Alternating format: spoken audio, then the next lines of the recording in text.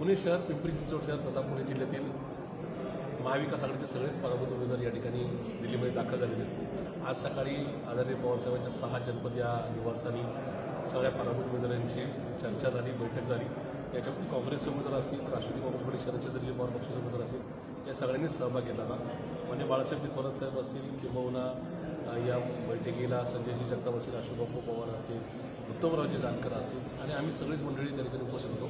या बैठकीमध्ये दरम्यान आदरणीय पवारसाहेबांनी माननीय केजरीवाल साहेब तथा माननीय अभिषेक मनु सिंघवी यांच्याशी चर्चा केली। आज रात्री 8:30 वाजता आदरणीय पवारसाहेबांच्या 6 जनपद या निवासस्थानी माननीय केजरीवाल साहेब त्याचबरोबर माननीय अभिषेकजी मनु सिंघवी आणि आमच्या सगळ्यांचीच बैठक होणार आहे। या बैठकीमध्ये मशीन कशाप्रकारे या ठिकाणी प्रोग्रॅमॅटिक केलेल्या जातात, त्यानंतर आमच्या इथल्या ज्या मशीन मोजायच्या आहेत त्याचे पैसे भरूनसुद्धा त्या मॉकपोलच्या नावाखाली आम्हाला फसवलं जाते। 2023चा जो जजमेंट आहे सुप्रीम कोर्टाचा त्याच्यामध्ये मशीन आणि व्हीव्हीपॅटमध्ये ओरिजिनल मतदान मोजण्यात यावं असा निकाल असूनसुद्धा केंद्र सरकारच्या इशाऱ्यावर हे निवडणूक आयोग आम्हाला फसवते। या सगळ्या घेऊन आम्ही या सगळ्या गोष्टी घेऊन आम्ही सुप्रीम कोर्टामध्ये याचिका दाखल करत आहोत। या सगळ्याची चर्चा करण्याकरता आज सायंकाळची बैठक ही निश्चित फलदायी ठरेल।